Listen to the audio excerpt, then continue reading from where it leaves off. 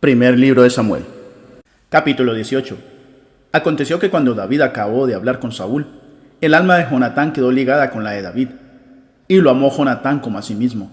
Aquel día Saúl tomó consigo a David, y no lo dejó volver a casa de su padre. Hizo Jonatán un pacto con David, porque lo amaba como a sí mismo.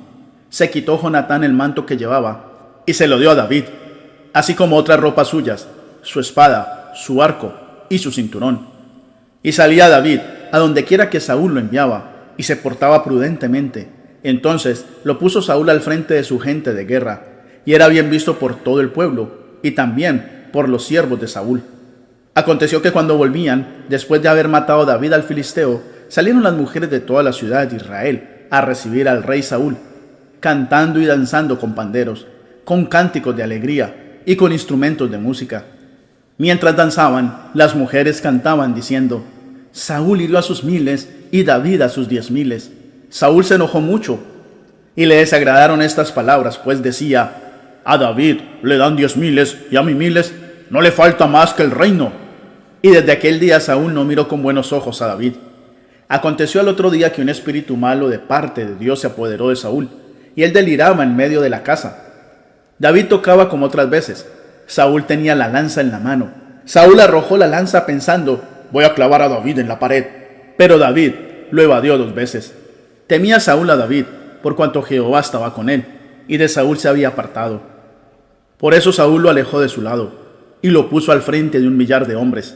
Así David salía y entraba a la cabeza de sus hombres. David se conducía prudentemente en todos sus asuntos, y Jehová estaba con él. Al ver Saúl que se portaba tan prudentemente, tenía temor de él.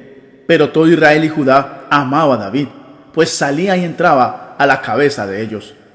Entonces dijo Saúl a David: voy a darte por mujer a Merab, mi hija mayor, con tal que me seas hombre valiente y pelee las batallas de Jehová. Pero Saúl pensaba: que no sea mi mano la que se levante contra él, sino la mano de los filisteos. Pero David respondió a Saúl: ¿quién soy yo? ¿Qué es mi vida o la familia de mi padre en Israel, para que yo sea yerno del rey?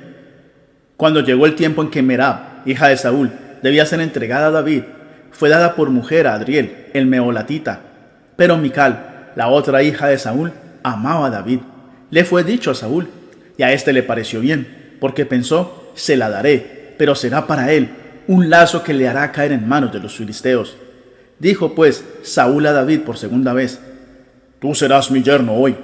Y mandó Saúl a sus siervos: hablad en secreto a David, diciéndole: he aquí el rey te ama, y todos tus siervos te quieren bien. Acepta ser, pues, yerno del rey. Los criados de Saúl repitieron estas palabras a los oídos de David, y éste les respondió: ¿os parece a vosotros que es poco ser yerno del rey, yo, que soy un hombre pobre y de humilde condición? Los criados de Saúl le informaron de la respuesta, diciendo: tales palabras ha dicho David.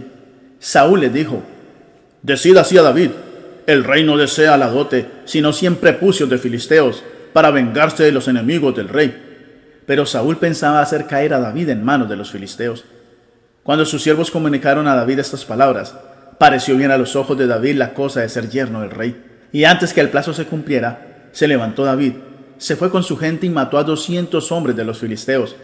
Trajo los prepucios de ellos y los entregó todos al rey, a fin de hacerse yerno del rey.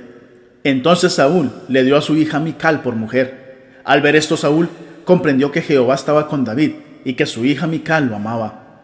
Por eso tuvo más temor de David y fue enemigo de David todos los días de su vida. Salían en campaña los príncipes de los filisteos, y cada vez que salían, David tenía más éxito que todos los siervos de Saúl, por lo cual su nombre se hizo muy famoso.